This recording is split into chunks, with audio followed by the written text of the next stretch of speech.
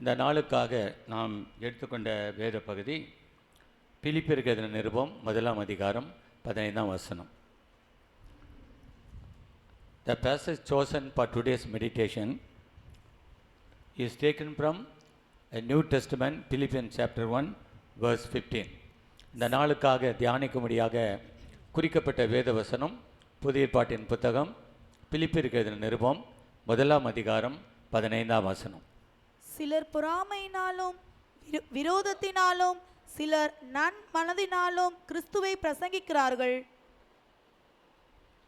அடுத்ததாக பிலிப்பியருக்கு எழுதின நிருபம் 1ஆம் அதிகாரம் 11ஆம் வசனம். நீங்கள் கிறிஸ்துவின் நாளுக்கென்று துப்புரவானவர்களும் இடரலற்றவர்களுமாயிருக்கவும் வேண்டுதல் செய்கிறேன். இந்த நாளிலே அப்போஸ்தலனாகிய பவுல் திருச்சபைக்கு பிரசங்கம் பண்ணுவதை குறித்து பேசுகிறார். உங்கள் யாவருக்கும் தெரிந்திருக்கிறபடி பிரசங்கம் வேறு, வேத ஆராய்ச்சி, வேத பாடம் வேறு. ஞாயிற்றுக்கிழமை அன்று தேவன் திருச்சபை மக்களுக்கு என்ன வார்த்தையை வைத்திருக்கிறாரோ அதை கர்த்தருடைய ஊழியக்காரர் ஆணுடைய சமூகத்திலே காத்திருந்து ஜபத்தோடு கூட கர்த்தர் கொடுக்கிற வார்த்தையை திருச்சபை மக்களுக்கு அவர் கொடுக்கிறார். இதை நாம் பிரசங்கம் என்று அழைக்கிறோம். மற்ற நாட்களிலே வேத பாட வகுப்பு நடக்கும்போது வேதாகமத்தை பற்றி ஆராய்ச்சி செய்து வேதாகமத்தில் இருக்கிற ஆழமான சத்தியங்களை தொகுத்து அதை மக்களுக்கு விளக்கி சொல்கிறார். அதை நாம் போதனை என்று அழைக்கிறோம். ஞாயிற்றுக்கிழமை என்று உங்களுக்கு கொடுக்கப்படுகிற வார்த்தையானது அது பிரசங்கம், அதாவது அது ஆங்கிலத்தில் செர்மன் என்று சொல்வார்கள். இன்றைக்கு நீங்களும் நானும் கேட்டுக்கொண்டிருப்பது கர்த்தருடைய வார்த்தை.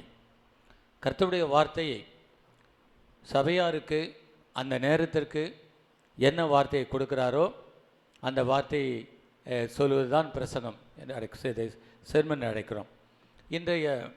இன்றைய செய்தி தலைப்பு என்னவென்றால் நற்கிரியை தொடங்கினவர். நற்கிரியை தொடங்கினவர். ஒவ்வொரு வாரமும் கொடுக்கப்படுகிற பிரசங்க குறிப்புகளை நீங்கள் தவறாமல் எழுதி வைத்து கொள்ள வேண்டும். ஒரு டைரி எடுத்து ஒவ்வொரு பிரசங்க தலைப்பை நீங்கள் குறித்து வைத்து கொண்டு வீடுகளுக்கு சென்று அந்த பிரசங்க குறிப்புகளை தியானித்து அந்த குறிப்புகளின்படி நம்முடைய வாழ்க்கையை மாற்றி அமைத்து கொள்ளும்படியாக தேவன் விரும்புகிறார். இந்த நாளிலே நாம் வாசித்த இந்த பிலிப்பியர் 1ஆம் அதிகாரம் 11ஆம் வசனம் இவ்வாறு துவங்குகிறது. கிறிஸ்துவின் நாளுக்கென்று துப்புரவானவர்களும் இடரலற்றவர்களாக இருக்க வேண்டும்.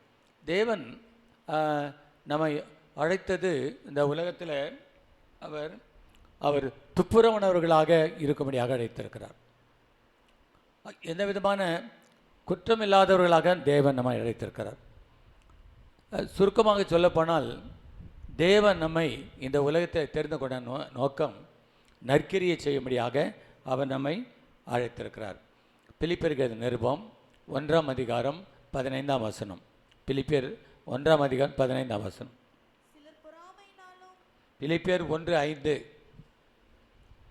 உங்களில் நற்கிரியை தொடங்கினவர் அதை இயேசு கிறிஸ்துவின் நாள் பரியந்த முடிய நடத்தி வருவார் என்று நம்பி நான் உங்களை நினைக்கிற பொழுதெல்லாம் என் தேவனை ஸ்தோத்திரிக்கிறேன். உங்களில் நற்கிரியை தொடங்கினவர் அதை இயேசு கிறிஸ்துவின் நாள் பரியந்த முடிய நடத்தி வருவார். ஆண்டவராக இயேசு கிறிஸ்து நம்முடைய வாழ்க்கையில் நற்கிரியை துவங்கினார். எப்பொழுது நற்கிரியை துவங்கினார்? ஆண்டவராக இயேசு கிறிஸ்துவை என்றைக்கு நாம் சொந்த இரட்சகராக ஏற்றுக்கொண்டோமோ அன்றைக்கு நம்முடைய வாழ்க்கையில் அவர் நற்கிரியை தொடங்கினார். ஒருவேளை நாம் பல ஆண்டுகளாக சபைக்கு வந்து கொண்டிருக்கலாம், பல ஆண்டுகளாக கிறிஸ்துவ குடும்பத்தில் பிறந்திருக்கலாம், கிறிஸ்துவ வழக்கத்தின்படி நாம் வளர்க்கப்பட்டிருக்கலாம்.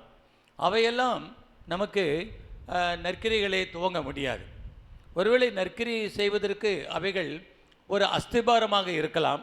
ஆனால் உங்கள் வாழ்க்கையில் என் வாழ்க்கையில் நற்கிரி என்பது எப்பொழுது துவங்கப்பட்டது, எப்பொழுது அது ஆரம்பித்தது, ஆண்டவராக இயேசு கிறிஸ்துவை நாம் நம்ம இரட்சகராக உள்ளத்தில் ஏற்றுக்கொண்ட பிறகு வேதம் சொல்கிறது, அவர் நம்மை நம்முடைய புண்ணியங்களின்படியோ நம்முடைய நற்கிரிகளின்படியோ அவர் ரட்சிக்கவில்லை. நாம் தான தர்மங்களை செய்து ரட்சிக்கப்படவில்லை. நம்முடைய நல்ல நல்ல கிரிகளினாலே நம்மை ஆண்டவர் ரட்சிக்கவில்லை. ஆண்டவர் தம்முடைய இரக்கத்தினாலே தம்முடைய கிருபையினால் ரட்சித்தார் என்று வேதம் சொல்கிறது. அதை புதிய ஏற்பாட்டின் புத்தகம் தீத்து நிருபத்தில் நாம் தெளிவாக பார்க்கிறோம். அதை உங்களுக்கு நான் வாசிக்க நான் விரும்புகிறேன். தீத்து எழுதின நிருபத்தில் அதை தெளிவாக நாம் பார்க்கிறோம். என்னோடு கூட தீத்துவின் புத்தகம் 3ஆம் அதிகாரம் 5ஆம் வசனத்தை வாசிக்கலாம். தீத்து 3ஆம் அதிகாரம் 5ஆம் வசனம். நாம் செய்த நீதியின் கிரியைகளின் நிமித்தம் அவர் நம்மை ரட்சியாமல் தமது இரக்கத்தின்படியே மறுஜென்ம மொழிக்கினாலும் பரிசுத்த ஆவினுடைய புதிதாக்குதலினாலும் நம்மை ரட்சித்தார். நாம் ரட்சிக்கப்பட்டது தேவனுடைய கிருபை. நாம் ரட்சிக்கப்பட்டது அவருடைய கிருபை என்பதை மறந்துவிடக்கூடாது.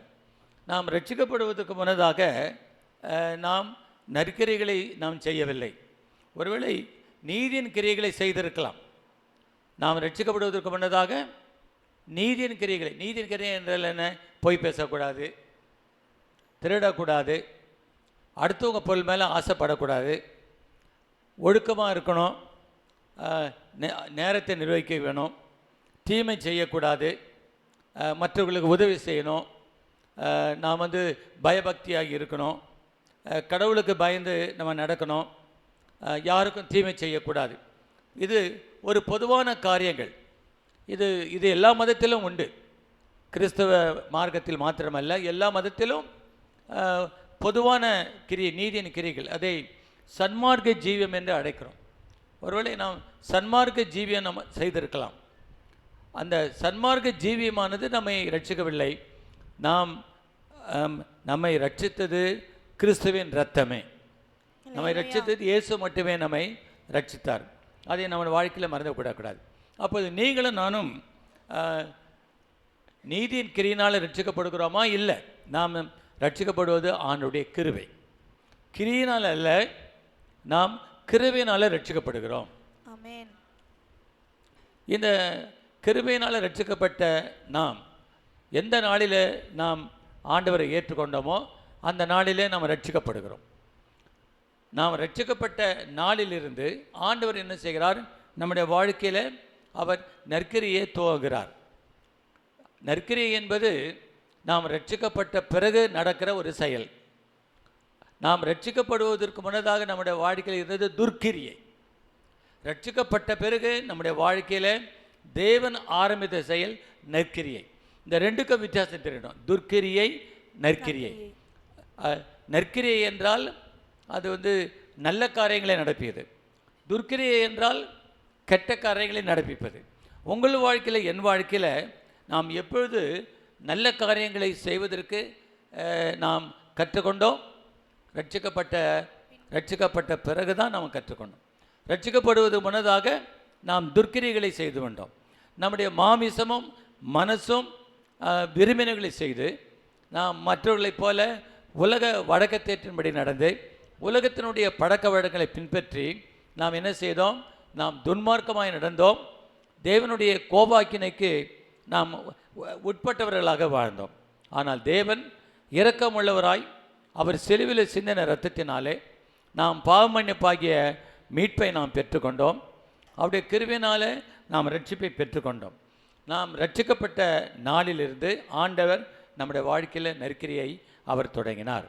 நாம் நற்கிரியைகளை செய்வதற்கு ஆண்டவர் உலக தோற்றத்திற்கு முன்னதாகவே தேவன் நம்மை தெரிந்து கொண்டார் என்று ஒரு வாசகம் தெளிவாக சொல்கிறது. அதை எபேசியர் நிருபம் 2ஆம் அதிகாரம் 10ஆம் வசனத்திலே பார்க்கிறோம். எபேசியர் 2ஆம் அதிகாரம் 10ஆம் வசனம். ஏனெனில் நற்கிரியைகளை செய்கிறதற்கு நாம் கிறிஸ்து இயேசுவுக்குள் சிருஷ்டிக்கப்பட்டு தேவனுடைய செய்கையாய் இருக்கிறோம். அவைகளில் நாம் நடக்கும்படி அவர் முன்னதாக அவைகளை ஆயத்தம் பண்ணியிருக்கிறார். இங்கு வேதம் சொல்லுகிறது, நாம் நற்கிரியைகளை செய்வதற்காக தேவன் முன்னதாகவே நம்மை ஆயத்தம் பண்ணியிருக்கிறார். Even before the creation of this world, God has chosen us in Christ Jesus. அதாவது உலக தோற்றத்திற்கு முன்னதாகவே நாம் நற்கிரிகளை செய்யும்படியாக தேவன் தெரிந்து கொண்டார். ஆனால் உண்மையாக நாம் அந்த நற்கிரிகளை செய்ய எப்போ ஆரம்பித்தோம்?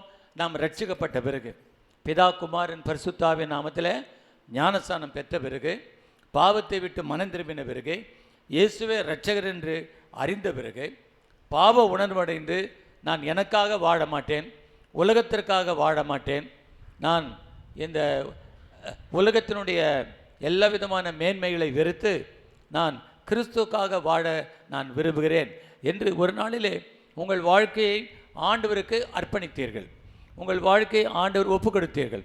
என்றைக்கு உங்கள் வாழ்க்கையை ஆண்டவருக்கு அர்ப்பணித்தீர்களோ, என்றைக்கு உங்கள் வாழ்க்கையை கர்த்தருக்கு ஒப்பு கொடுத்தீரோ, அன்றைக்கு உங்கள் வாழ்க்கையில் நற்கிரியை அவர் துவங்கினார். நற்கிரியை துவங்கினவர் யார்? ஆண்டவராகிய இயேசு கிறிஸ்து. அந்த நற்கிரியை செய்வதற்கு அவர் முன்குறித்திருந்தாலும், அவர் அதை முன்னறிந்திருந்தாலும், அந்த நற்கிரியை அவர் எப்போது நம்முடைய வாழ்க்கையில் துவங்க ஆரம்பிக்கிறார்? நாம் அவரை ஏற்றுக்கொண்ட பிறகுதான் ஆரம்பிக்கிறார். நாம் நற்கிரிகளை செய்த பிறகு, நாம் ரட்சிக்கப்பட்ட பிறகு தான் நற்கிரிகளை செய்கிறோம். ஆனால் நாம் நற்கிரிகளை செய்வதனால ரட்சிக்கப்படுவதில்லை. நல்லா கவனிக்கவும். நாம் நற்கிரிகளை செய்வதனால, நல்ல காரியங்களை செய்வதனால் ரட்சிக்கப்படவில்லை. ஆனால் நாம் ரட்சிக்கப்பட்ட பிறகுதான் நம்முடைய வாழ்க்கையில் நற்கிரியை ஆரம்பிக்கிறது. இதை சிலர் சொல்லுவாங்க, நான் நல்லா தானே இருக்கிறேன், நான் என் வாழ்க்கையில் எந்த குற்றம் இல்லையே, நான் இயேசுவின் பிள்ளை தானே, நான் கிறிஸ்துவ குடும்பத்தில் தான் பிறந்திருக்கிறேன், எங்கள் தாத்தா முப்பாட்டன், நாங்கள் 10 தலைமுறையாக, நாங்கள் 100 வருஷமாக நாங்கள் கிறிஸ்துவங்களாக இருக்கிறோம் என்று அவர்கள் சொல்வார்கள். அருமையான கர்த்தருடைய பிள்ளைகளை, 100 வருஷமாக கிறிஸ்தவங்களாக இருப்பதனால, 100 வருஷமாக கிறிஸ்துவ மதத்தில் இருப்பதனால, 100 வருஷமாக தேவனுடைய ஆலயத்தை செல்வதனால நாம் நற்கிரியை நம்முடைய வாழ்க்கையில் துவங்குவது கிடையாது. மாறாக என்றைக்கு இயேசு கிறிஸ்து நம்முடைய உள்ளத்திலே வருகிறாரோ அன்றைக்கு தான் நம்முடைய வாழ்க்கையில் நற்கிரி ஆரம்பிக்கிறது. இதை நம்முடைய வாழ்க்கையில் புரிந்து கொள்ள வேண்டும். இந்த நற்கிரி என்றால் என்ன? நற்கிரி என்றால் என்பதற்கு சில விளக்கங்களை கொடுக்கலாம். தமிழில் நீங்கள் பார்க்கும்போது பேர் கேள்விப்பட்டிருக்கீங்க. எத்தனை பேர் இந்த பேர் கேள்விப்பட்டிருக்க? குணசீலி கேள்விப்பட்டிருக்கீங்களா? குணசீலன் கேள்விப்பட்டிருக்கீங்களா? குணசீலி அப்படின்னா என்ன அர்த்தம்? குணசீலனாக்கா அவர்கள் நற்குணம் நிறைந்தவர்கள், அவர்கள் நல்ல சுபாவங்களை பெற்றவர்கள், நல்ல சுபாவங்களை உடையவர்கள். ஆகவே நற்கிரி என்பது நம்முடைய நற்குணத்தை குறிக்கிறது. நற்கிரி என்பது நம்முடைய நற்குணத்தை குறிக்கிறது. அது மாத்திரமல்ல, இந்த நற்கிரி என்பது சற்குணத்தை குறிக்கிறது. அப்போ இந்த 2 வார்த்தையை நீங்கள் மறந்துடக்கூடாது. ஒன்று நற்குணம், இன்னொன்று சற்குணம். மூன்றாவது கற்புள்ள நடக்கை. நீங்கள் பொதுவாக கற்புள்ள நடக்கைன்னு சொல்லும்போது உடனே பெண்களை நினைக்கக்கூடாது. கற்புள்ள நடக்கை என்பது, அதாவது குட் மாரல் லைஃப். கற்புள்ள நடக்கை என்பது பெண்களுக்கு இருக்கிற கற்பை குறித்து மாத்திரம் சொல்லவில்லை. கற்பு என்று சொல்லும்போது கரைபடாத வாழ்க்கை. கற்புள்ள வாழ்க்கை என்றால் என்ன? கரைபடாத வாழ்க்கை. நாம் இந்த உலகத்தில் வாழும்போது உலகத்தால் கரைபடாதபடி நம்மை காத்துக்கொள்ளணும். நாம் இந்த உலகத்திலே வாழும்போது பாவத்தால் நாம் கரைபடாதபடி நம் வாழ்க்கையை காத்துக்கொள்ள வேண்டும். அதாவது இதனுடைய பொருள் என்ன? கற்புள்ள வாழ்க்கை என்றால் தீட்டுப்படாத வாழ்க்கை. கற்புள்ள வாழ்க்கை என்றால் என்ன? தீட்டுப்படாத வாழ்க்கை.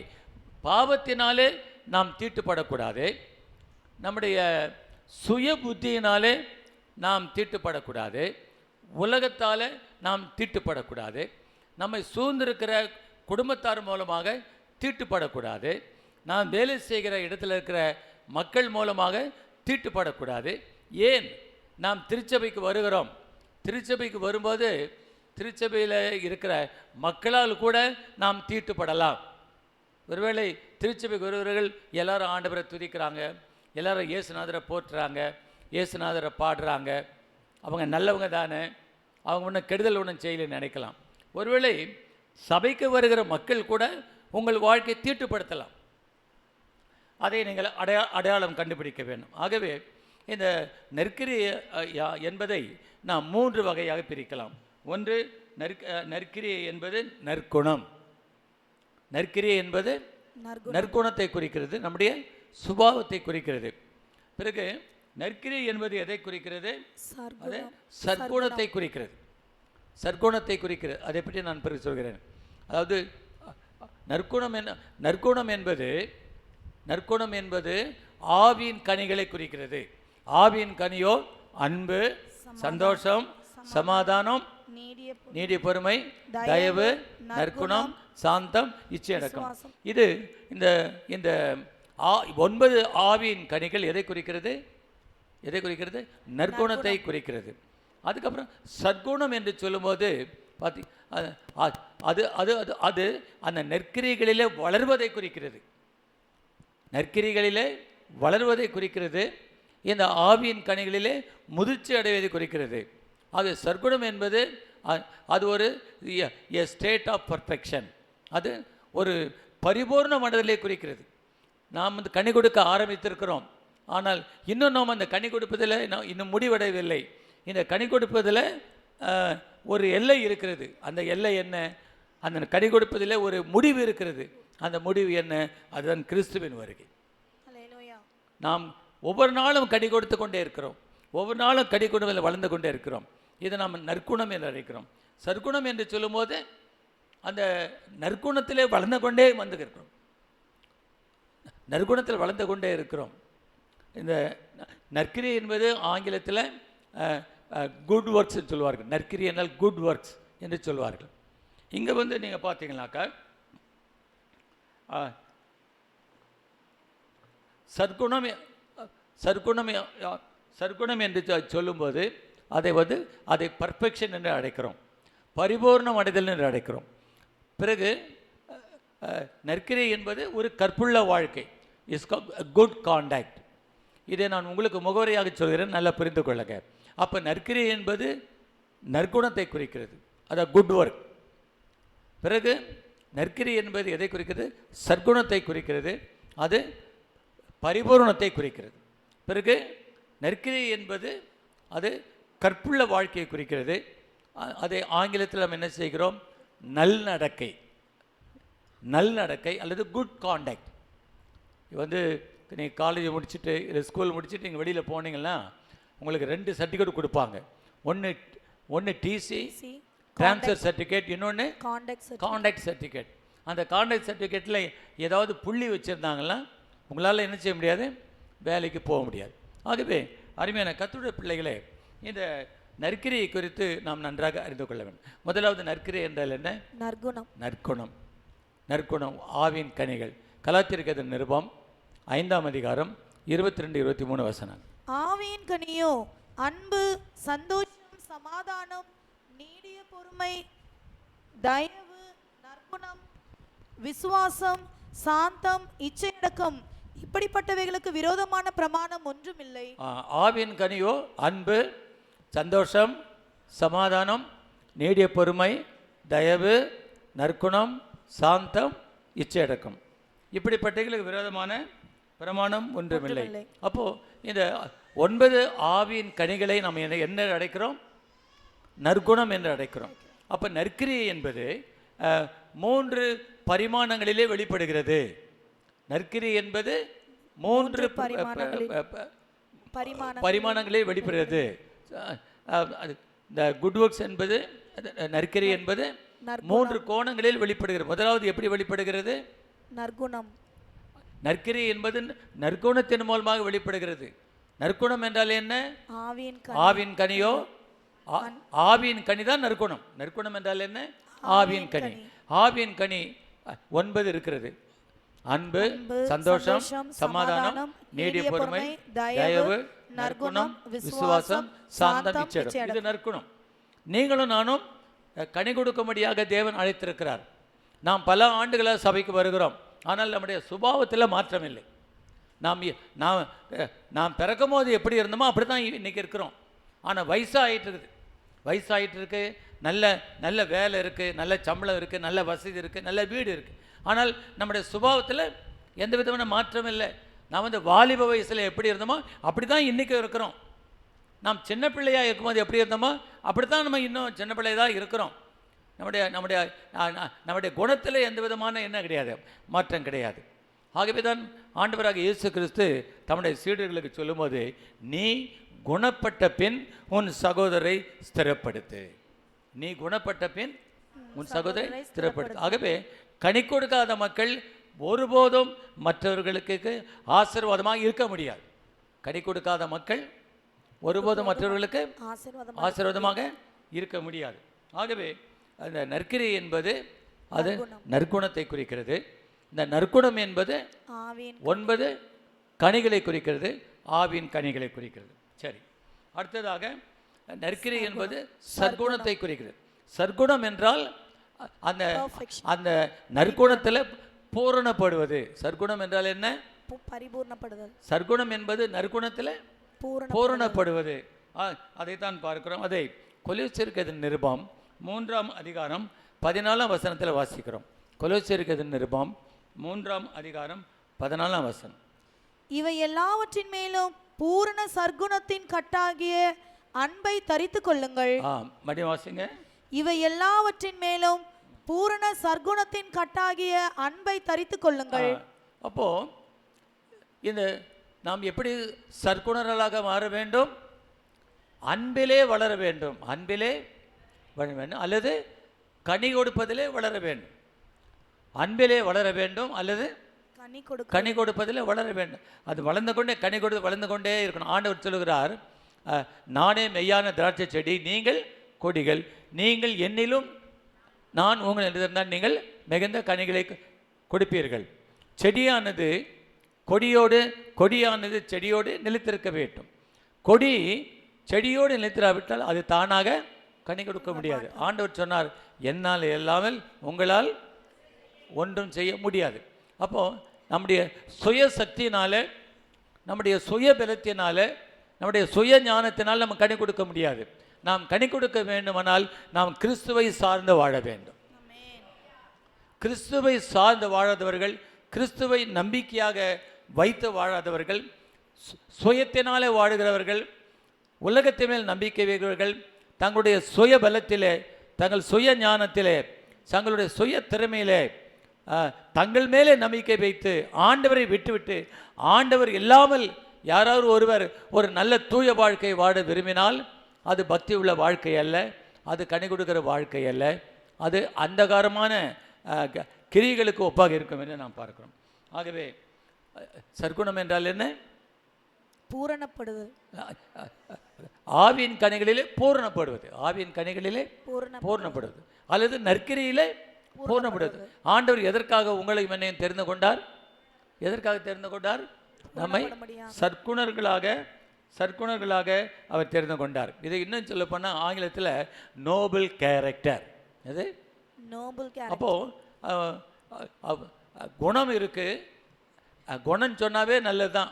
அந்த காலத்தில் வந்து பார்த்தீங்கன்னாக்கா ஒரு பழமொழி ஒன்று, அதாவது பணம் பந்தியிலே குணம் குப்பையிலே, பணம் பந்தியிலே குணம் குப்பையிலே. இப்போல்லாம் வந்து அலைன்ஸ் பார்க்குறதுக்கு குணத்தை பார்த்தா பார்க்குறாங்க. இப்போ அலைன்ஸ் பார்க்குறவங்களாம் குலத்தை பார்க்குறாங்க, பணத்தை பார்க்குறாங்க. பணத்தை பார்த்துக்கிறாங்க, அழகை பார்க்குறாங்க, அப்புறம் என்ன பண்ணுறாங்க? குலத்தை பார்க்குறாங்க. இதை பார்த்தா கல்யாணம் பண்ணுறாங்க இல்லைங்களா? ஆனால் இது வந்து இந்த குணம் என்பது என்ன செய்ய வேண்டும்? அது பூர்ணப்பட வேண்டும். அப்போ அந்த குணம் பூர்ணப்படும் போது அது சற்குணமாக மாறுகிறது. இதை தான் ஆண்டவராகிய இயேசு கிறிஸ்து நமக்கு தெளிவாக மத்தேயு எழுதின சுவிசேஷம் 5ஆம் அதிகாரம் 16ஆம் வசனத்தில் சொல்லுகிறார். மத்தேயு 5ஆம் அதிகாரத்து 16 வசனம். இவ்விதமாய் மனுஷர் உங்கள் நற்கிரியைகளை கண்டு பரலோகத்தில் இருக்கிற உங்கள் பிதாவை மகிமைப்படுத்தும்படி உங்கள் வெளிச்சம் அவர்கள் முன்பாக பிரகாசிக்க கடவது. உங்கள் வெளிச்சம் பிரஜாதிகள் முன்பாக பிரகாசிக்க கடவது. அப்போ நீங்கள் நற்கிரியை என்றால் நற்குணம் என்று சொன்னேன். அந்த நற்குணத்திலே நாம் பூர்ணப்படுவதை நாம் எப்படி அடைக்கிறோம்? சற்குணம் என்று அடைக்கிறோம். அப்படி சற்குணமாக இருக்கும்போது தான் மற்ற பிரஜாதி மக்கள் உங்களை பார்க்கும்போது உங்களில் இயேசுவை பார்ப்பார்கள், உங்களில் இயேசுவை காண்பார்கள். பொதுவாக நம்ம கிறிஸ்தவர்களை பார்த்து மற்றவங்கெல்லாம் இயேசுவை கண்டா இன்றைக்கி இந்தியா என்றைக்கோ கிறிஸ்தவ நாடாக மாறி இருக்கும். ஆண்டவர் ஒரு தேவனுடைய ஊழியக்காரர் ஒரு முறை மகாத்மா காந்தி, நம்முடைய நாட்டினுடைய தந்தை என்று அழைக்கப்படுகிற மகாத்மா காந்தி இடத்தில் கேட்டார்கள், கிறிஸ்தவர்களாகிய எங்களுக்கு நீங்கள் என்ன புத்திமதி சொல்லுகிறீர்கள்? காந்தியடிகளுக்கு இந்த வேதம் நன்றாக பிடிக்கும். அவர் ஒரு மறைமுக கிறிஸ்துவராக கூட இருந்திருக்கலாம். இந்த வேதம்தான் அவர் வந்து அகிம்சை கொள்கையை கொண்டு வருவதற்கு ஆதாரமாக இருந்தது. ஆகவே ஒரு நல்ல ஒரு பெரிய பெரிய தலைவர்களெல்லாம் போய் காந்தியிடத்தில் போய் கேட்டாங்களாம், கிறிஸ்தவர்களாகிய நாங்கள் கிறிஸ்துவை மற்றவர்களுக்கு நாங்கள் சொல்லி கொண்டிருக்கிறோம். இந்தியாவில் இருக்கிற மக்கள் எல்லாம் கிறிஸ்துவை ஏற்றுக்கொள்ள வேண்டும். இந்தியாவில் இருக்கிற மக்கள் கிறிஸ்துவை ஏற்றுக்கொண்டு நல்வாழ்வு பெற வேண்டும். கிறிஸ்தவர்களாகிய நாங்கள் இந்திய தேசத்தில் கிறிஸ்துவை பற்றி நாங்கள் அறிவிக்க விரும்புகிறோம். ஆகவே நீங்கள் நாட்டினுடைய தந்தை, நீங்கள் ஒரு பெரிய மனிதர், மகாத்மா, நீங்கள் கிறிஸ்தவர்களாகிய எங்களுக்கு என்ன புத்திமதியை சொல்லுகிறீர்கள் என்று கேட்டார். அப்போ அதை சொன்னாராம், இப்படி சொன்னார், you Christians follow Jesus Christ without any corruption. நீங்கள் உங்கள் ஆண்டவராகிய இயேசு கிறிஸ்துவை இந்த வேதத்தில் எந்த கலப்படமில்லாமல் போதனை செய்யுங்கள். காந்தியடிகள் என்ன சொன்னார்? கிறிஸ்தவர்களாகிய நீங்கள் என்ன செய்யணும்? இந்த வேதத்தை எந்த விதமான கலப்பில்லாமல், இந்த வேதம் என்ன சொல்லுகிறதோ அதை அப்படியே ஜனங்களுக்கு சொல்ல வேண்டும். அப்போ தான் இந்தியாவில் இருக்கிற மக்கள் என்ன செய்வார்கள்? கிறிஸ்துவை ஏற்றுக்கொள்வார்கள். ஆகவே நான் உங்களுக்கு சொல்லுகிற புத்திமதி, இந்த வேதத்தோடு எதையும் கலப்படம் பண்ணாதீர்கள். கலப்படம் பண்ணாமல் இந்த வேதம் என்ன சொல்கிறதோ அதை நீங்கள் உங்கள் வாழ்க்கையில் பின்பற்றுங்கள். பின்பற்றின பிறகு நீங்கள் இந்த வேதத்தை பற்றி மற்றவர்களுக்கு சொல்லுங்கள். அப்போ தான் இந்தியா இருக்கிற மக்கள் கிறிஸ்துவை ஏற்றுக்கொள்வார்கள் என்று சொன்னார். இது எவ்வளோ உண்மை! இன்றைக்கு ஊழியர்கள் கூட அது மாதிரி பிரசங்கம் பண்ணது கிடையாது. இப்போ எனக்கும் இது பெரிய மகாத்மா காந்திகளுடைய நாட்டினுடைய தந்தனுடைய அந்த பொன் வார்த்தைகள், அந்த பொன்மொழிகள் எனக்கு ரொம்ப எனக்கு எச்சரிப்பாக இருக்கிறது. எனக்கு அது மிகுந்த ஒரு நல்ல ஒரு கொள்கையாக நான் எடுத்துக்கொள்கிறேன்.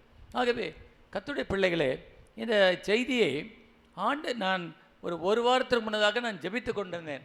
அப்போது ஆண்டவர் இந்த வார்த்தையை கொடுத்தார், இந்த வருகிற ஞாயிற்றுக்கிழமை என்று நீ நற்கிரியை குறித்து பேச வேண்டும். திருச்சபை மக்களுக்கு நற்கிரியை குறித்து பேச வேண்டும். இந்த நற்கிரியை குறித்து சபையில் அதிகமாக பேசப்பட கிடையாது. இன்றைக்கு சபையில் பேசப்படுவதெல்லாம் ஆசீர்வாதம் தான். இன்றைக்கி சபையில் பேசப்படுவதெல்லாம் அபிஷேகம் தான். சபையில் பேசப்படுவதெல்லாம் ஆராதனை, அபிஷேகம், ஆசீர்வாதம், இதை பற்றி தான் அதிகமாக பேசுவாங்க. ஆனால் நற்கிரிகளை குறித்து என்ன செய்ய மாட்டாங்க? பேச மாட்டாங்க. கிறிஸ்துவுக்காக தன் உயிரையே பணயம் வைக்க வேண்டும், கிறிஸ்துவுக்காக நம்முடைய உயிரையே தியாகம் செய்து கிறிஸ்துக்காக வாழ வேண்டும் என்று பிரசவ மன்னர்கள் விரல் விட்டு எண்ணக்கூடிய எண்ணிக்கை குறைவானவர்கள் தான் இருக்கிறார்கள். ஆகவே அருமையான கர்த்தருடைய பிள்ளைகளே, மகாத்மா காந்தி அவர்கள் சொன்ன வார்த்தையை நான் இப்போ தான் நினைவு கூறுகிறேன். அவர் என்ன சொல்கிறார்? விசுவாசிகளாகிய நாம் இந்த வேத வசனம் என்ன சொல்கிறது அதை அப்படியே அப்பட்டமாக, இதில் எந்த விதமான எதுவும் கூட்டக்கூடாது, எதுவும் குறைக்கக்கூடாது, எதையும் கலக்கக்கூடாது. புரியுங்களா? இந்த வார்த்தையோடு எதையும் கூட்டக்கூடாது, எதையும் கழிக்கக்கூடாது, என்ன கூடாது? கலக்கக்கூடாது. அப்போ 3 இருக்கு. No addition, no subtraction, no manipulation. கூட்டவும் கூடாது. இன்னைக்கு திருச்சபையில் 100 வருஷமாக தான் இந்தியாவில் திருச்சபையிலுடைய இயக்கம் தோன்றியது. 100 வருஷமாக, 100 ஆண்டுகளுக்கு முன்னதாக இந்த திருச்சபைகளை ஸ்தாபித்த தலைவர்கள் என்ன தவறான கொள்கையை கொண்டு வந்தார்களோ அதை இன்றைக்கும் ஃபாலோ பண்ணி கொண்டிருக்கிறோம். நான் சொல்வது பாரம்பரிய சபைன்னு சொல்லுகிறேன், ஆவிக்குரிய சபைன்னு சொல்லுகிறேன். 100 ஆண்டுகளுக்கு முன்னதாக யாரோ ஒருவர் இப்படி தான் இருக்கணும், அப்படி தான் இருக்கணும்னு சொன்னாங்க. அதை இன்றைக்கும் நம்ம பின்பற்றி கொண்டிருக்கிறோம். அதை செய்யக்கூடாது, இதை செய்யக்கூடாது. நீ இப்படி பண்ணால் தான் பரிசுத்தம், இப்படி பண்ணால் பரிசுத்தம் இல்லை. நீ இதை நீ இதை விடணும், அப்போ தான் பரிசுத்தம், இதை விடலைன்னா பரிசுத்தம் இல்லை. 100 ஆண்டுகளுக்கு முன்னாடி யாரோ சொல்லி கொடுத்தாங்க. நம்முடைய உடையில், நம்முடைய அலங்காரத்தில், நம்முடைய பழக்க வழக்கத்தில் இப்படித்தான் வாழ வேண்டும் என்று 100 ஆண்டுகள் சொன்னாங்க. அதை கண்மூடித்தனமாக இன்றைக்கும் நம்ம ஃபாலோ பண்ணிகிட்ருக்குறோம். ஆனால் நம்முடைய நாட்டு தந்தை மகாத்மா காந்தி அவர்கள் சொன்னதை மறந்து விட்டோம். அவர் என்ன சொன்னார்? அவர் ஆங்கிலத்தில் சொல்லும் போது, you Christians follow the Bible without corruption. கிறிஸ்தவர்களாகிய நீங்கள் இந்த வேதத்தை கலப்படமில்லாமல் கை கொள்ள வேண்டும், கலப்படமில்லாமல் மற்றவர்களுக்கு எடுத்துரைக்க வேண்டும். அப்பொழுதுதான் இந்தியாவில் இருக்கிற மக்கள் இயேசுவை ஏற்றுக்கொள்வார் என்று அன்றைக்கே ஒரு அருமையான பிரசங்கத்தை பண்ணியிருக்கிறார். ஆனால் 100 ஆண்டுகளாக மகாத்மா காந்தி இப்போ ஒரு 80 ஆண்டுகளுக்கு முன்னாடி சொன்னார். ஆனால் கிறிஸ்தவம் இந்தியாவில் 100-150 ஆண்டுகள் முன்னாடி, 100-150 ஆண்டுகளாக நம்முடைய சபையை நடத்தினவர்கள் என்ன பண்ணார்கள்? இதை தொடாத, இதை போடாத, இதை தரிக்காதன்னு சொல்லி சில நிபந்தனைகளையெல்லாம் சொல்லி நம்ம என்ன செய்து விட்டார்கள்? நம்மை நற்கிரியைகளுக்கு ஆகாதவர்களாக மாற்றி விட்டார்கள். அருமையான கர்த்தருடைய பிள்ளைகளே, ஆண்டவர் உங்களையும் என்னையும் இதற்காக தெரிந்து கொண்டார். உலக தோற்றத்து முன்னே எதை தெரிந்து கொண்டார்? அவர் நற்கிரிகளை செய்யும்படியாக அவர் நம்மை தெரிந்து கொண்டார். இந்த நற்கிரியை எப்போது நம்முடைய வாழ்க்கையில் அவர் தொடங்கினார்? கிறிஸ்துவின் நாளிலே. எது? கிறிஸ்துவின் நாள் என்று சொல்லும்போது 2 நாளை குறிக்கிறது.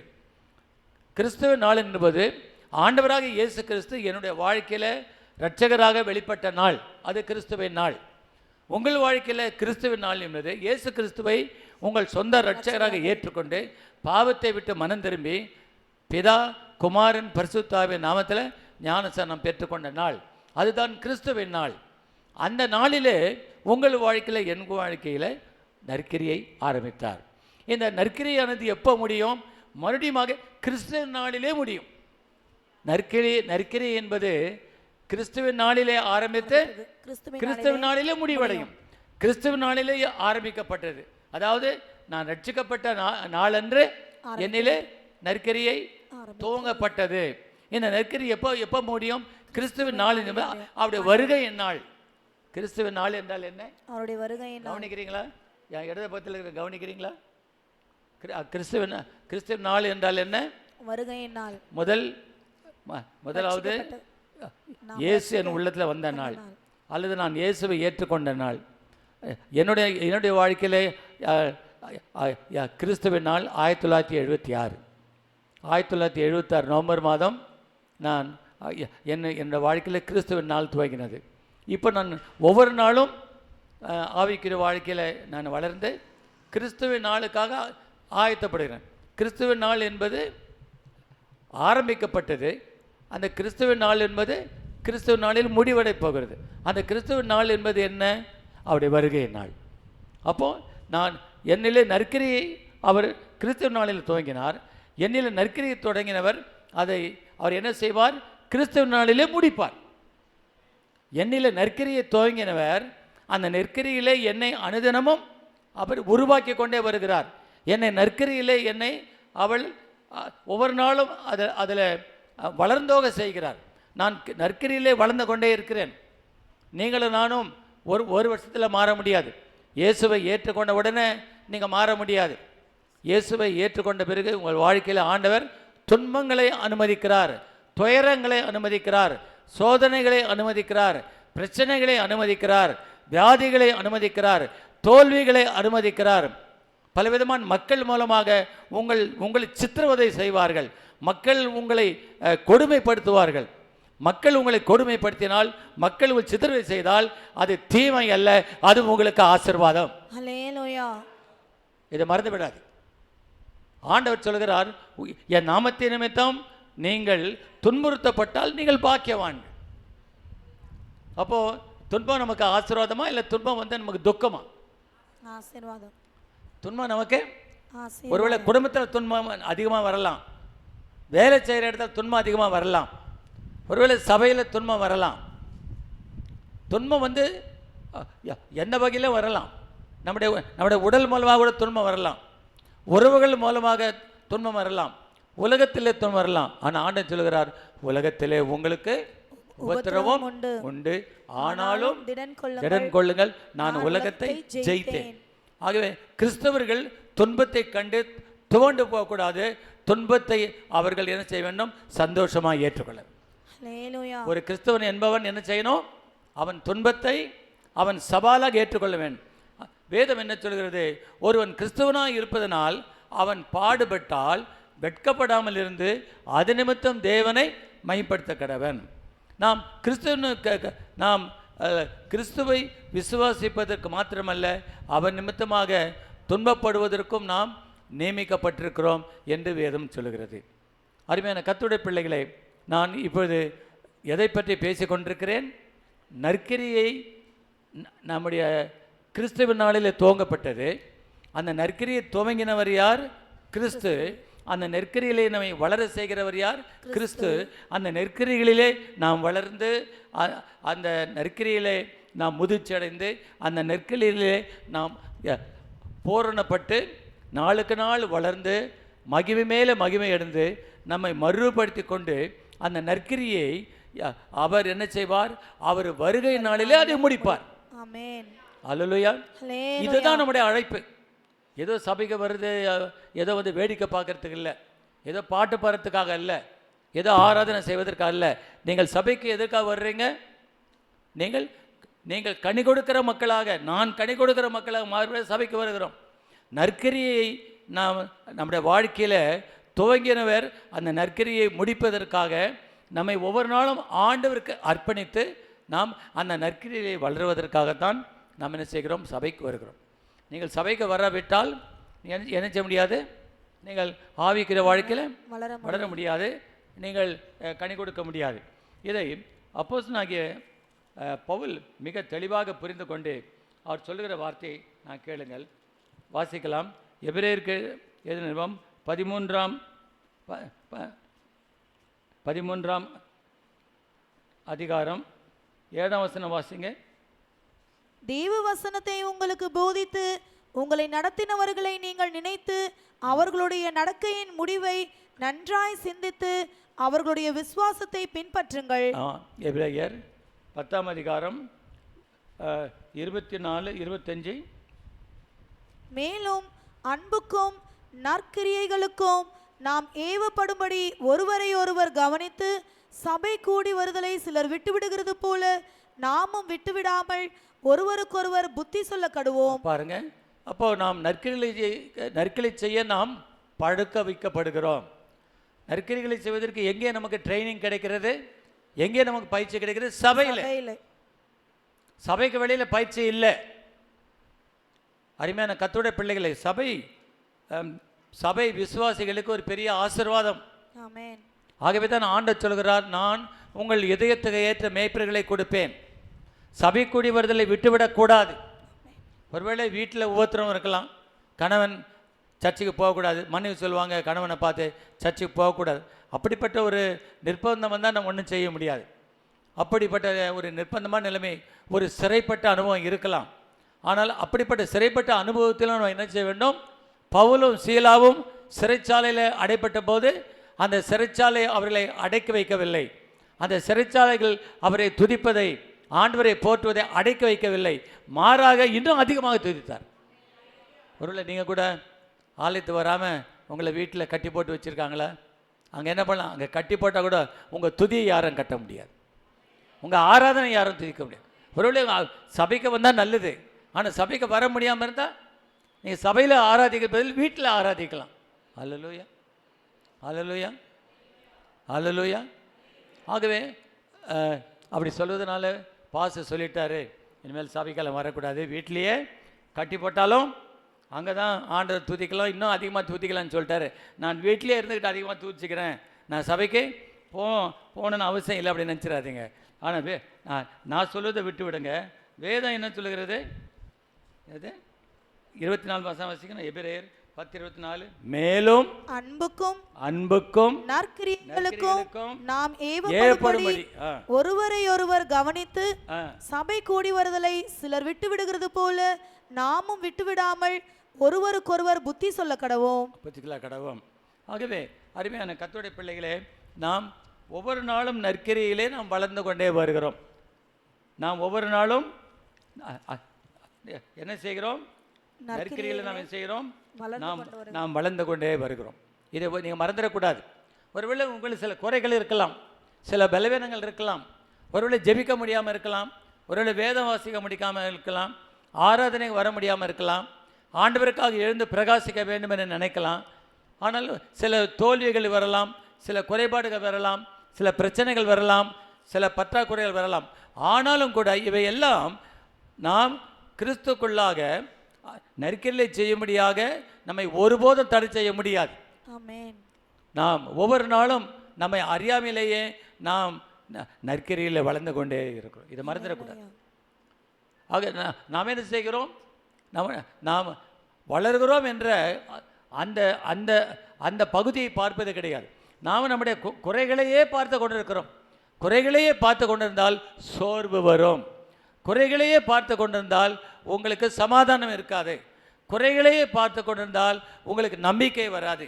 குறைகளையே பார்த்து கொண்டிருந்தால் உங்களுக்கு என்ன வராது? உங்களுக்கு தைரியம் வராது. ஆகவே நாம் என்ன செய்ய வேண்டும்? நம்முடைய பலவீனங்களை விட்டுவிட்டு, நம்முடைய குறைகளை விட்டுவிட்டு, நம்முடைய அறியாமையை விட்டுவிட்டு, நம்முடைய சூழ்நிலையை விட்டுவிட்டு நாம் என்ன செய்ய வேண்டும்? பூரணத்தை நோக்கி நாம் கடந்து போக வேண்டும். நான் கிறிஸ்துவ நாளிலே நற்கிரியிலே என்னிலே ஆண்டவர் துவங்கினார். இப்போ தான் நற்கிரியில் நான் வளர்ந்து கொண்டு வருகிறேன். அந்த நற்கிரியை என் வாழ்க்கையில் எப்போது முடிவடையும்? ஆண்டவராகிய கிறிஸ்து வரும்போது அந்த நற்கிரியை அவர் முடிப்பார். ஆமென். நான் ரட்சிக்கப்பட்ட போது நற்கிரியை அவர் துவக்கினார். அந்த நற்கிரியை அவர் எப்போது முடிப்பார்? அவர் வரும்போது முடிப்பார். அதுவரையிலும் நான் என்ன செய்வேன்? நான் அமைதியாக அவரை தொடர்ந்து பின்பற்றுவேன். அவரை நான் தொடர்ந்து பின்பற்றேன். இப்போ மறுபடியும் நான் வசனத்துக்கு வருகிறேன். ஆகவே நற்கிரியை என்பது மூன்று பரிமாணங்களிலே பார்க்கிறோம். முதலாவது நற்கிரியை என்றால் என்ன? நற்குணம். நற்குணம். நற்குணம் என்றால் ஆவியின் கனிகள், 9 கனிகள். அடுத்தது நற்கிரியை என்றால் என்ன? சற்குணம். சற்குணம். சற்குணம் என்றால் என்ன? ஆவியின் கனியில் பூர்ணப்படுதல், கனி கொடுப்பதிலே வளருவது. நீங்கள் மிகுந்த கனிகளை கொடுப்பதினால் எனக்கு சீசராக இருப்பீர்கள். அப்போது நாம் நல்ல சீசர்கள் என்பதற்கு என்ன அடையாளம்? நாம் கனி கொடுக்கிற மக்களாக இருந்தால் நாம் சீசன். நம்மளை மற்றவங்க பார்த்து நம்மளை சீடர்கள் கிறிஸ்தவர்கள் என்று எப்போது அழைப்பார்கள்? பாவம் செய்கிற கிறிஸ்தவங்களை பார்த்து, திருடுற கிறிஸ்தவங்களை பார்த்து, பொய் சொல்கிற கிறிஸ்தவங்களை பார்த்து, ஏமாத்துகிற கிறிஸ்தவங்களை பார்த்து, எப்போ பார்த்தாலும் சண்டை போடுற கிறிஸ்தவங்களை பார்த்து, எப்போ பார்த்தாலும் கெட்ட நடவடிக்கையில் ஈடுபட்ட கிறிஸ்தவங்களை பார்த்து கிறிஸ்துவை பார்த்து கிறிஸ்துவை அவர்கள் போற்றுவார்களா? கிறிஸ்துவை தூஷிப்பார்கள். அவர்கள் நம்முடைய வாழ்க்கையின் மூலமாக அவர் தேவனை அவர்கள் மகிமைப்படுத்த வேண்டும்.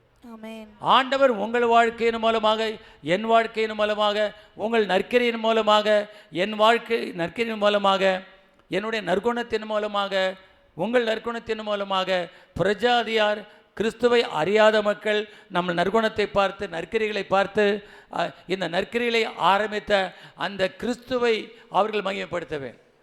மாறாக நாம் அசுத்தமான ஜீவியம் செய்யும்போது, நற்கிரிகளிலே நாம் செய்யாதபடி துர்க்கிரிகளை செய்யும்போது அவர்கள் என்ன செய்வார்கள்? நம்முடைய தேவனை அவர்கள் தூஷிப்பார்கள். தேவனுடைய நாமம் தூஷிக்கப்படுவதற்கு நாம் காரணமாக இருக்கக்கூடாது. கர்த்தர் எதற்காக உங்களை என்னையும் வைத்திருக்கிறார்? அவர் நாமம் மகிமைப்படியாக வைத்திருக்கிறார். அதை ஏற்கனவே வாசித்து காமிச்சிருக்கிறேன். வாசிங்க. மத்திய 5ஆம் அதிகாரம் 16ஆம் வசனம். மத்திய 5. இவ்விதமாய் மனுஷர் உங்கள் நற்கிரியைகளை கண்டு, நல்ல கவனிங்க, இவ்விதமாய் உங்களுடைய நற்குணம், உங்களுடைய சற்குணம், உங்களுடைய கற்புல நடக்கை. நற்கிரி என்பது நற்குணம், சற்குணம், கற்புல நடக்கை. இதை பார்த்து என்ன பண்ணணும்? வாசிங்க. மனுஷர் நற்கிரியைகளை கண்டு, உங்களுக்கு நற்கிரியை கண்டு பரலோகத்தில் இருக்கிற உங்கள் பிதாவை மகிமைப்படுத்தும்படி உங்கள் வெளிச்சம் அவர்கள் முன்பாக பிரகாசிக்க கடவது. அப்ப எப்போது அவர்கள் தேவனுடைய நாமத்தை அவர்கள் மகிமைப்படுத்துவார்கள்? நம்முடைய வெளிச்சம் அவர்களுக்கு செல்லணும். நம்முடைய வெளிச்சம் அவர்களுக்கு பிரகாசிக்கணும். பிரஜாதிகள் மத்தியில் நம்முடைய வெளிச்சம் பிரகாசிக்க வேண்டும். நம்முடைய வெளிச்சம் பிரஜாதி மக்கள் பிரகாசிக்கால் இருந்தால் தேவனுடைய நாமம் மையப்படாது. எப்போது பிரஜாதி மக்கள் மத்தியில் நம்முடைய வெளிச்சம் பிரகாசிக்கும்? நம்முடைய நற்கிரிகளை வெளிப்படுத்தும், நம்முடைய நற்குணத்தை வெளிப்படுத்த வேண்டும், நம்முடைய சர்க்குணத்தை வெளிப்படுத்த வேண்டும், நம்முடைய கற்புள்ள நடக்கையை வெளிப்படுத்த வேண்டும்.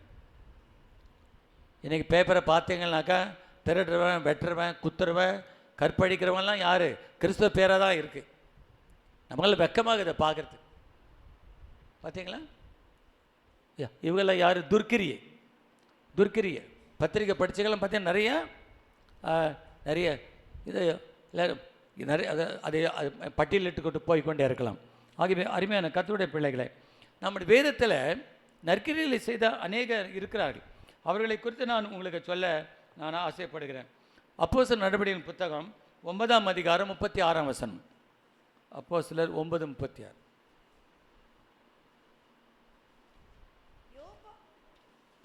பட்டணத்தில் கிரேக்கு பாஷையிலே தொற்காள் என்று அர்த்தம் கொள்ளும் தபீத்தாள் என்னும் பேருடைய ஒரு சீஷி இருந்தாள்.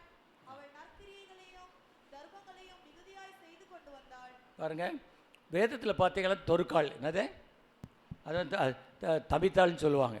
அப்போ தொற்காள்னு ஒருத்தி இருந்தா அவள் என்ன பண்ணாலும் அவள் நற்கிரிகளை செய்து அது ஃபுல்லாக படிங்க. நீங்கள் வசந்த வாசிக்கும் போது நீங்கள் யாரோ வாசிக்கிறான்னு விட்டுறக்கூடாது.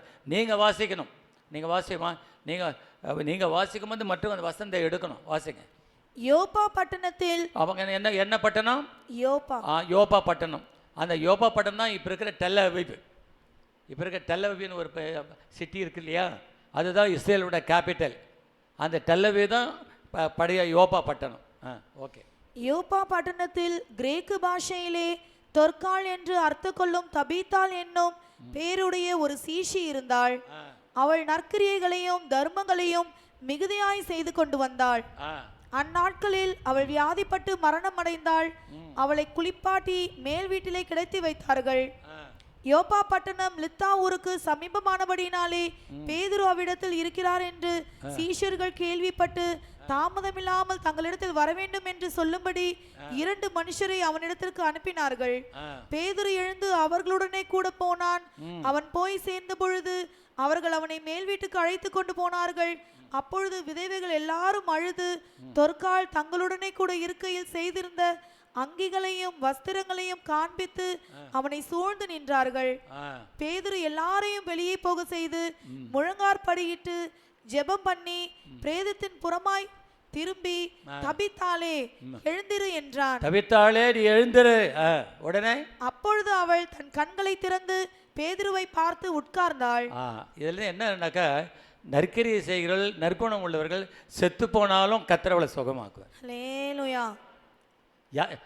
யாருக்கு ஆண்டு உயிர் கொடுப்பாரு? நற்கிரியை செய்கிறவர்கள் வியாதிப்பட்டால் கர்த்தர் அவர்கள் ஆயுசு நாட்களை கூட்டி கொடுப்பார். ஹல்லேலூயா. துர்க்கிரியை செய்கிற விசுவாசிகள், துர்க்கிரிகளை ஈடுபடுகிற கிறிஸ்தவர்கள் வியாதிப்பட்டால் கர்த்தர் அவங்களை எடுத்துருவார். ஏன்னா வேதம் சொல்லுது, துன்மார்க்கர் பாதி வயசில் கூட வாழ மாட்டான்.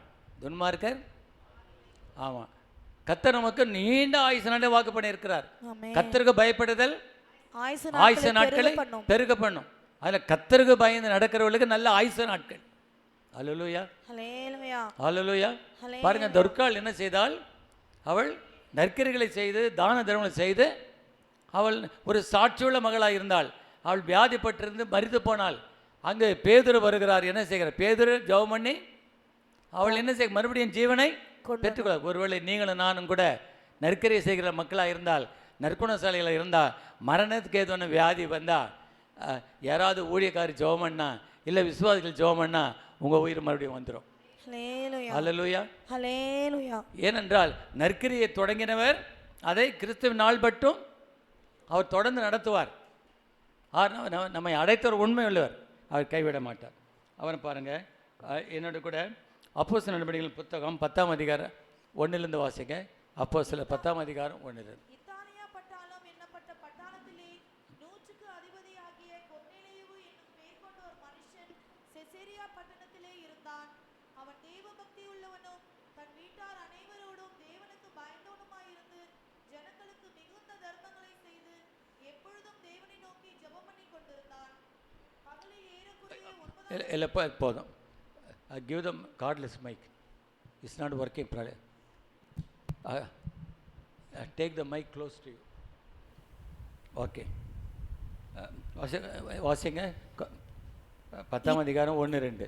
இத்தாலியா பட்டாளம் எண்ணப்பட்ட பட்டாளத்திலே 100க்கு அதிபதியாகிய கொர்நேலியு என்னும் பேர் கொண்ட ஒரு மனுஷன் செசரியா பட்டணத்திலே இருந்தான். அவன் தேவ பக்தி உள்ளவனும் தன் வீட்டார் அனைவரோடும் தேவனுக்கு பயந்தவனுமாயிருந்து ஜனங்களுக்கு மிகுந்த தர்மங்களை செய்து எப்பொழுதும் தேவனை நோக்கி ஜெபம் பண்ணி கொண்டிருந்தான். அடுத்தது, பகலில் ஏறக்குறைய 9ஆம் மணி நேரத்திலே தேவனுடைய தூதன் தன்னிடத்தில் வரவும் கொர்நேலியுவே என்று அழைக்கவும் பிரத்யட்சமாய் தரிசனம் கண்டு அவனை உற்று பார்த்து பயந்து, ஆண்டவரே என்ன என்றான். போதும். அடுத்ததாக பார்க்கிறோம், நற்கிரியை செய்களுடைய ஜெபம் பரலோகத்தை எட்டும். நற்கிரியை செய்கிறவர்கள்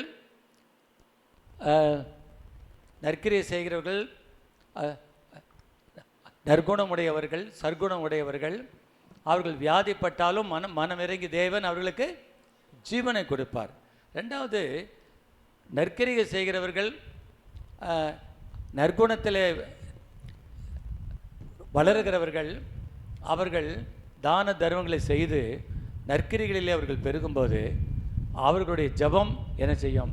பரலோகத்திலே அவர்கள் எட்டும். நம்முடைய ஜெபத்தை கேட்பார்.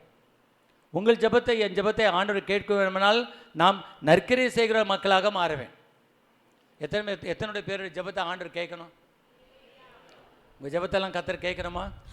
என் ஜெபத்தெல்லாம் கர்த்தர் கேட்கணுமா? அப்போ நீங்கள் நற்கிரியை செய்கிற மக்களாக மாறணும்.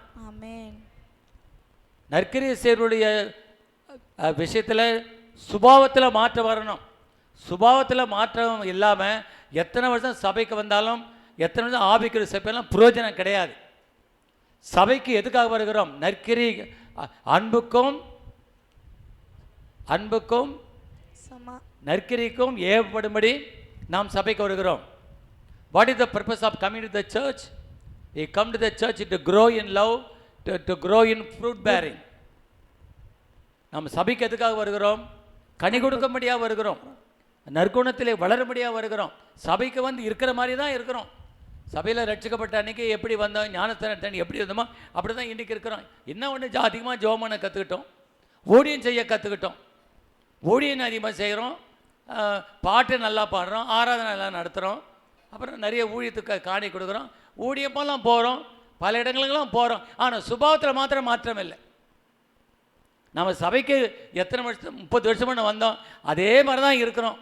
ஞானஸ்தானம் எடுத்து தான் பாக்கி, அல்லையா போடுறது தான் பாக்கி, அன்னி பாஷை பேசுகிறது தான் பாக்கி, சத்தம் வர்றது கூச்சல் தான் பாக்கி, கூட்டத்துக்கு தவறாமல் வர்றது தான் பாக்கி. கல்யாணம்னா போயிடுவோம், கல்லறைனா போயிடுவோம், தோத்திர கூட்டம்னா போயிடுவோம், விருதுனா போயிடுவோம், எல்லாத்தையும் போயிடுவோம். ஆனால் சுபாவத்தில் மாத்திரம் மாற்றம் இல்லை. இவர்கள் கிறிஸ்தவர்களா? இப்போது ஞானஸ்தானம் எடுத்தவங்கள பேர் கிறிஸ்தவர்கள் தான் இருக்கிறார்கள். ஒரு காலத்தில் ஞானஸ்தானம் எடுக்காதவங்கள பேர் கிறிஸ்தவர்கள்னு சொல்லுவாங்க.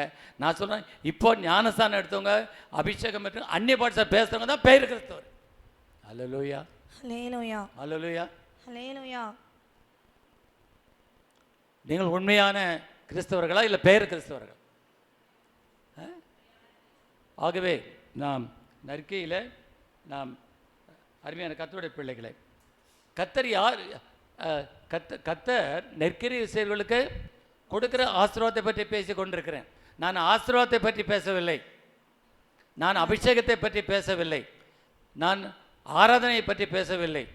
நான் பேசுவது நற்கிரிகளை குறித்து பேசி கொண்டிருக்கிறேன். நற்கிரிகளுக்கு வர ஆசீர்வாதத்தை பற்றி பேசுகிறேன். நான் வெறும் ஆசீர்வாதத்தை பற்றி பேசவில்லை, நற்கிரியை செய்கிறவர்களுக்கு வர ஆசீர்வாதத்தை குறித்து பேசிக் கொண்டிருக்கிறேன். நற்கிரியை செய்கிறவர்களுக்கு இருக்கிற ஆசீர்வாதம் என்ன? அவர்கள் வியாதிப்பட்டு அவர்கள் மரணத்துக்கு சமீபமாக இருந்தாலும் கர்த்தர் மனம் விரும்பி ஜீவனை கொடுத்து அவர்களை சாட்சியாய் பயன்படுத்தும். நற்கிரி செய்களுடைய ஆசீர்வாதம் என்ன? அவர்களுடைய ஜபம் பரலோகத்தில் அங்கே தேவதூதர்களை எழுந்து நிற்க செய்யும். நற்கிரி செய்யுடைய ஜபமானது அங்கே பரலோகத்தில் அங்கே நினைப்பூட்டப்படும். நற்கிரி செய்யுடைய ஜபமானது அது கேட்கப்படும். பரலோகத்திலிருந்து அது பதிலை கொண்டு வரும். அருமையான கர்த்தருடைய பிள்ளைகளை, கடைசியாக நான் சொல்லி முடிக்கிறேன் பாருங்க. ரோமருக்கு எழுதின நிருபம் 2ஆம் அதிகாரம் 7ஆம் வசனம். ரோமர் 2ஆம் அதிகாரம் 7ஆம் வசனம். சோர்ந்து போகாமல் நற்கிரியைகளை செய்து மகிமையையும் கனத்தையும் அழியாமையையும் தேடுகிறவர்களுக்கு நித்திய ஜீவனை அளிப்பார். கர்த்தர் யாருக்கு நித்திய ஜீவனை கொடுப்பார்? நற்கிரியைகளை செய்து. நற்கிரியை செய்தால் ஆண்டவர் நித்திய ஜீவனை கொடுப்பார். எத்தனை பேருக்கு ஆண்டவர் வரப்போகிற நம்பிக்கை இருக்கு? ஆமென். நம்முடைய குடியிருப்போ பரலோகத்தில் இருக்கிறது. அங்கே இருந்து எத்தனை பேர் ஆண்டு வரிகளை எடுத்துக்கொள்ளப்பட விரும்புகிறீங்க? கொஞ்சம் தான் கை நிறைய கையே இல்லை, இன்னும் நிறைய கை எழும்பலை.